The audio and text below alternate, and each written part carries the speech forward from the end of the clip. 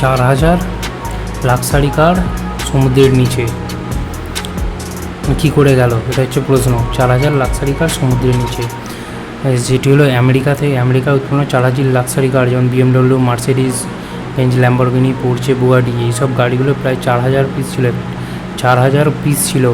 এগুলো আমেরিকা থেকে বিভিন্ন কার্গো শিপের দ্বারা বিভিন্ন দেশে যেগুলোকে স্থানান্তরিত করা হচ্ছিল, যেগুলো সাধারণত জানা গেছে এটি আটলান্টিক মহাসাগরে আটকে আছে বা আটলান্টিক মহাসাগরে আটকে যায় এবং এই জাহাজটি আটলান্টিক মহাসাগরে ডুবে যায়।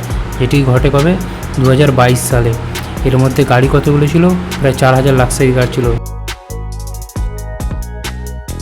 গাড়ির ব্র্যান্ড কী কী ছিল? যেগুলো হচ্ছে মার্সিডিজ ছিল, BMW ছিল, ল্যাম্বরগিনি ছিল, পোর্চে ছিল, বুগাটি ছিল এবং জ্যাগুয়ার ছিল। এই সকল গাড়ির মধ্যে এই শিপটার মধ্যে ছিল, যে শিপটি আটলান্টিক মহাসাগরে ডুবে যায়। এবার এর ফলে যেটা চিন্তার কারণ হচ্ছে কি, এই যে গাড়িগুলো ছিল, এই গাড়িগুলোর ফলে বিভিন্ন জল